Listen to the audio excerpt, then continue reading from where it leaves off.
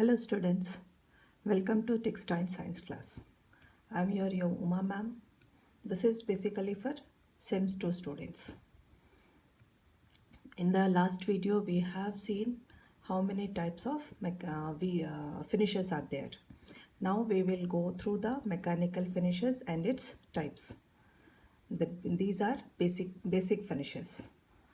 In the mechanical finish, the first is bettling. This finish is mostly used for linen and cotton. This is a mechanical finish which is done to increase the luster of cotton and linen. Here the fabric is put on rotating rollers and is pounded by heavy hammers. This action closes the weave, flattens the yarns and gives a greater area for reflection of light. पिछले class में हमने कुछ different परिसज्जाओं के बारे में जाना था जो कि बहुत ही ज़रूरी होते हैं। परिसज्जाओं को किस तरह से भाग किया गया है। इस क्लास में हम देखते हैं कि बेसिक परिसज्जा में जो एकदम अनिवार्य होते हैं इनमें क्या क्या है। इसमें सबसे पहला है बेटलिंग। यह परिसज्जा जो है अधिकतर लेनिन और कॉटन में की जाती है।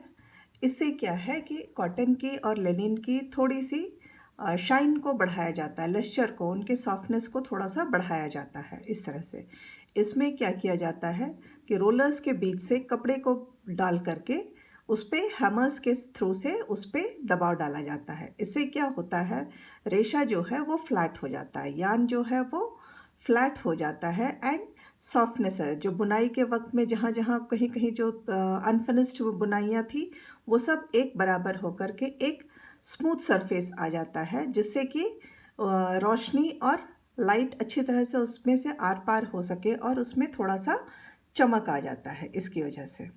अब आगे हम आते हैं अगले फिनिश के पास,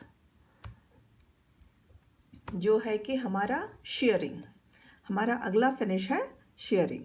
sharing is a mechanical finish done for cutting और shearing the undesirable fibre ends producing from the fabric surfaces.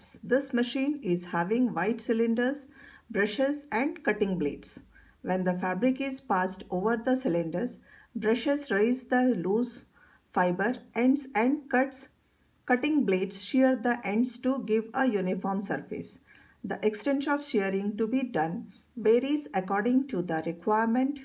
For example, light shearing for pre-treatment of grey cotton fabrics, normal shearing for close cutting of light fabrics, heavy shearing for velours, pile और knitted loops. इस sharing में क्या, sharing एक तरह का machine के द्वारा होने वाला फिनिशिंग है, जिसमें उस मशीन के अंदर में काटने के लिए सीजर्स होते हैं, उनको ऊपर करने के लिए कांटे लगे होते हैं रोलर्स पे, और फैब्रिक को एक बराबर रखने के लिए एक बीच का समांतर वाला गैप भी होता है। जब कपड़े को इसके बीच में रखा जाता है तो जो ढीली बुनाई है या जहाँ जहाँ धागे आधे टूटे हुए हैं, एक मशीन सिलेंडर्स ब्रश जो होते हैं उसमें वो ब्रशेस उसको उठाते रहते हैं, और कटिंग ब्लेड जो है उस उठे हुए रेशों को या धागों को काटते जाते हैं, जिससे कि फैब्रिक एकदम स्मूथ हो सके और उसमें जो एक्स्ट्रा धागे छूट गए थे वो सब काट दिए जा सके। इस तरह का काम अधिकतर, वैसे तो अधिकतर ये वूली कपड़ों में होता है, लेकिन कभी कभी ये सूती कपड़ों में भी करने की ज़रूरत पड़ती है। और कितना उठाना चाहिए, कितना दबाव डालना है, कितनी कटिंग होनी है, शेयरिंग एक्चुअल में बेसिकली हम ये कह सकते हैं कि कितनी शेयरिंग करनी है, ये कपड़े के ऊपर निर्भर करता है। जैसे कॉटन के कपड़ों में बहुत कम किया जाता है, हल्का सा शेयरिंग किया जाता है, एंड हल्के फैब्रिक्स में, हल्के अलग अलग तरह के कपड़ों में नॉर्मल शेयरिंग की जाती है, एंड ऊनी कपड़ों में सबसे अधिक शेयरिंग होती है। ऊनी कपड़ों में वेलप्योर करके एक पाइल और निटिंग में अधिक होता है। वेलप्योर क्या है? This is a type of knitted fabric. ये एक बुना हुआ फैब्रिक है जो देखने में वेलवेट के फैब्रिक के जैसे लगता है। अब आगे हम आते हैं कैलेंडरिंग के बारे में जानने के लिए। And now what is calendering? The fabric loses its luster, softens structure by the time it comes to a fabric from fiber. So with the process of calendering, a moderate luster can be brought back Calendering also alters the handle, texture and appearance of the material. This finish is generally given to cotton, linen and rayon. This type of mechanical finish is basically ironing done at a commercial level. The fabric is passed between calendars under controlled pressure and temperature for a particular period of time, which depends on the required results. The calendars are an assembly of hard and soft rollers known as balls of iron and paper or cotton respectively. The arrangement is similar to the arrangement during ironing. The calendering arrangement can have 2, 3 or maximum of 7 rollers in a vertical arrangement. Calendering क्या है? जब तक धागा या रेशा धागे में बन के फिर बुनाई होकर के कपड़े में बन के आती है, तब तक कपड़े का शाइन और खूबसूरती जो है वो काफ़ी हद तक घट जाती है। कैलेंडरिंग एक ऐसा फिनिश है जिससे कि उसके टेक्सचर को, उसके ऊपरी बाह्य आकृति को और उसके मटेरियल के फिनिश को वापस लाया जाता है। ये एक तरह का आयरनिंग का काम करते हैं और ये फिनिश अधिकतर कॉटन, लिनन और रियॉन में किया जाता है। This is a mechanical finish. ये क्या है? मशीन का एक जिस तरह से हम आयरन करते हैं घर पे कि नीचे में एक हार्ड सरफेस है, उसके ऊपर में एक सॉफ्ट सरफेस रखे, फिर उसके ऊपर हम कपड़ा रख के उसके ऊपर कुछ पतला सा मुलायम सा कपड़ा रख के हम आयरन करते हैं। लेकिन ये घर के छोटे आयरन की जगह में ये मशीनों के द्वारा कैलेंडरिंग करके मशीनों के द्वारा रोलर्स पे किया जाता है। इसमें क्या होता है? एक आयरन का रोलर होता है और दूसरा रोलर होता है जिसमें पैडेड लगे होते हैं कॉटन, जिससे कि वो थोड़ा सा सॉफ्ट रहेगा। एंड इस अरेंजमेंट के बीच से कपड़े को डाल करके निकाला जाता है एंड वो कितनी देर तक कुछ गर्म करके उसको रखते हुए धीरे धीरे उसको रोल किया जाता है। इसको कितनी देर रखना है, कितना गर्म रखना है और कैसे निकालना है, ये कपड़े के ऊपर निर्भर करता है कि किस तरह का कपड़ा है और उसको हमें कहाँ तक स्मूथ और साफ करना है।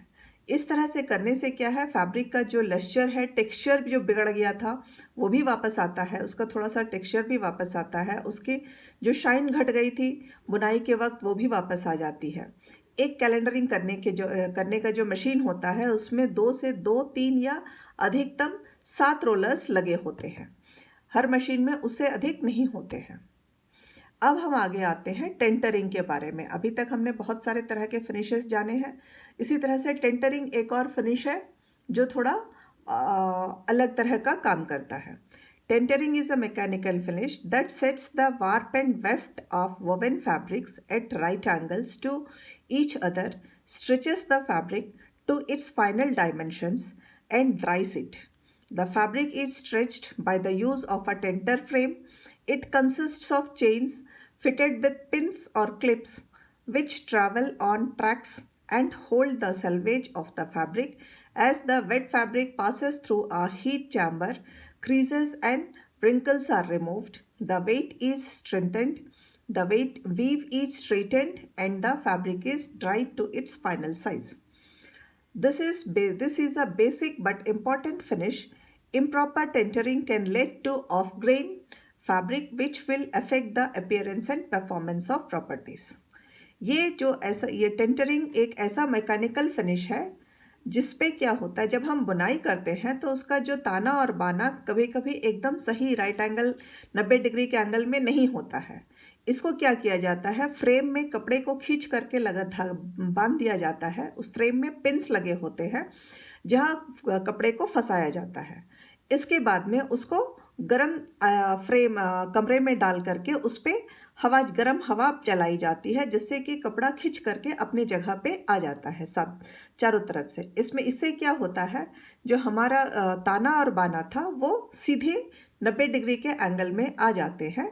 एंड इसके साथ साथ इसमें जो सलवट पड़ी हुई थी कपड़े में या क्रीज पड़े थे, ये सारी चीज़ों को हटा करके कपड़े को, बुनाई को एकदम सीधा किया जाता है। इससे क्या होता है, ये फैब्रिक का सबसे आखिरी स्टेज है। इस परिसज्जा को हर कपड़े पे करना बहुत ही ज़रूरी होता है, क्योंकि अगर ये दूसरी बात ये है कि इसको बहुत सही तरह से करना होता है। अगर इसको हम सही तरह से नहीं करते हैं तो हमारा जो ग्रेन लाइन है वो बिगड़ जाता है। अगर ग्रेन लाइन बिगड़ गया तो कपड़ा देखने में अच्छा नहीं लगता है, उसमें भी बदलाव आ जाते हैं। एंड उसकी जो प्रॉपर्टीज़ है, हर कपड़े का एक अलग प्रॉपर्टी होता है, वो भी बदल जाता है। इसीलिए टेंटरिंग को बहुत ध्यान से करना होता है। एंड टेंटरिंग सबसे इम्पॉर्टेंट फिनिश है या परिसज्जा है जिसको हम कह सकते हैं, जो कि हर कपड़े पे होना एकदम ज़रूरी है। हाँ, किस कपड़े पे कितनी टेंटरिंग होगी, उसका खिंचाव कितना होगा, उसमें दबाव कितना होगा, ये कपड़े की बुनाई पर निर्भर करता है। अब हम आते हैं weighing of silk. Weighing of silk, वैसे तो हर कपड़े पे अपना एक वजन होता है, लेकिन सिल्क अधिकतर अपने वजन के अनुसार ही बिकता है।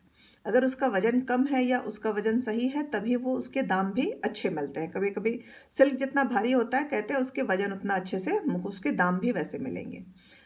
तो इसीलिए सिल्क को वेइंग के ऊपर में बेचा जाता है। सिल्क के कपड़े जो होते हैं उसके भार के ऊपर ही बिकते हैं। जैसे silk is generally sold by weight. At the time of degumming, silk decreases its weight. To make up this loss, and sometimes to make maximum profit, silk is weighted. So, weighing is a kind of sneezing of silk which is done after degumming. This is done by addition of metallic salts, plant materials, or synthetic substances onto silk fibrine. The most commonly used weighing process is tin phosphate silicate weighing process, as this process causes less damage and up to 10% increase in weighing can be done. Weighing of silk has to be done at par. If it is done above par, then this reduces the strength and luster of the silk. Silk, जैसे कि हमने पहले भी पढ़ा है कि silk वजन के अनुसार बिकता है। उसका अगर जितना भारी होता है, सिल्क के दाम भी उतने अच्छे होते हैं। लेकिन सिल्क बनाते वक्त, जब रेशों को बनाते हैं, उस वक्त जो डिगमिंग होती है, उस डिगमिंग के वक्त सिल्क अपना वजन भी कम कर लेता है। तो उस घटे हुए वजन को, भार को बढ़ाने के लिए इसमें आर्टिफिशियल वेइंग का काम किया जाता है। इसको करने के लिए, जब सिल्क का वेइंग बढ़ाना है, इसको करने के लिए मेटालिक सॉल्ट्स, प्लांट मटेरियल्स और सिंथेटिक सब्सटेंसेस का इस्तेमाल किया जाता है। इससे इसका वजन को बढ़ाया जाता है। The most commonly used weighing process is for tin. सबसे अधिक इस्तेमाल में आने वाला वेइंग भार डालने वाला जो प्रोसेस है, वो है tin phosphate silicate weighing process. इससे क्या है, कपड़े का 10% तक का भार को बढ़ाया जाता है। कपड़े में, अगर सिल्क के कपड़े में अधिक भार बढ़ाया जाएगा तो भी कपड़ा सिल्क का खराब हो जाता है। सिल्क का भार 100% ही होना चाहिए। अगर वो उससे ज़्यादा बढ़ा दिया जाता है तो उससे सिल्क का लश्चर और उसके जो स्ट्रेंथ, उसकी जो ताकत है, दोनों भी घट जाते हैं और सिल्क अपना लाइफ उसका कम हो जाता है। इसीलिए सिल्क का वेइंग भी उतना ही होना ज़रूरी है जितना उसकी ज़रूरत हो। अधिक वेइंग भी सही बात नहीं है। गर्ल्स, अब तक तो आपने कुछ हद तक बहुत तरह के परिसज्जाओं के बारे में जाना है। अगले वेब में हम लोग थोड़ा सा और, अगले वीडियो में कुछ और परिसज्जाओं के बारे में जानते हैं। Thank you girls.